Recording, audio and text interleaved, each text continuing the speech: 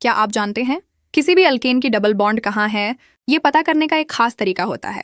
इसे कहते हैं ओजोनोलिसिस। ओजोनोलिसिस एक ऐसी रिएक्शन है जिसमें ओजोन यानी O3 का इस्तेमाल किया जाता है। इस प्रोसेस में क्या होता है, अल्कीन की डबल बॉन्ड टूट जाती है और उसकी जगह कार्बोनिल कंपाउंड्स बनते हैं। मतलब आसान भाषा में, जहां पहले CC डबल बॉन्ड था, वहां बॉन्ड टूटकर दो अलग अलग कंपाउंड बन जाते हैं। और यही रिएक्शन हमें बताती है कि डबल बॉन्ड असल में कहाँ मौजूद थी।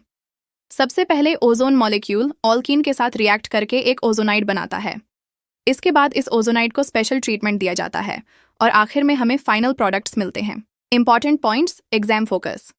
ओजोनोलिसिस का यूज डबल बॉन्ड की पोजीशन पता करने में होता है। ऑर्गेनिक कंपाउंड की स्ट्रक्चर डिटर्मिनेशन में बहुत इंपॉर्टेंट है।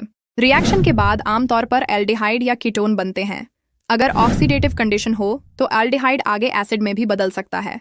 सीन का रिएक्शन और numerical part step by step समझाएंगे। सुमंत सर।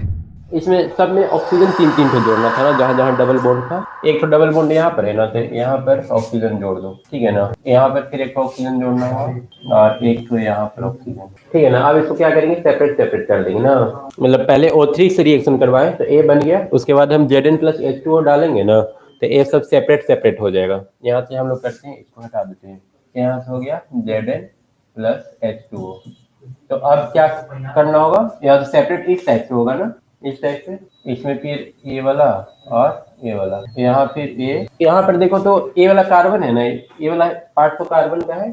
कार्बन में एक तो नीचे क्या है, ये तो दूसरा कार्बन से जुड़ा हुआ है, एक बॉन्ड ये हो गया। और इधर जा करके एक तो इस कार्बन से जुड़ा हुआ है ना, मतलब यहाँ पर एक तो हाइड्रोजन भी होगा ना, 1 2 3 1 4, एक हाइड्रोजन भी होगा। और जब हाइड्रोजन रहता है तो क्या बनता है, एल्डिहाइड बनता है ना। हाइड्रोजन नहीं रहता है तो कीटोन बनता है, हाइड्रोजन रहता है तो एल्डिहाइड बनता है।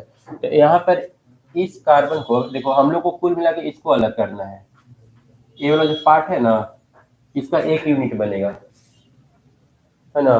तो इन दोनों कार्बन को उठा लो, एक कार्बन ये, एक कार्बन ये, एक कार्बन, दो कार्बन। और दोनों कार्बन में क्या है, एक एक हाइड्रोजन लगा हुआ है ना। दोनों कार्बन में एक एक हाइड्रोजन था, ठीक है।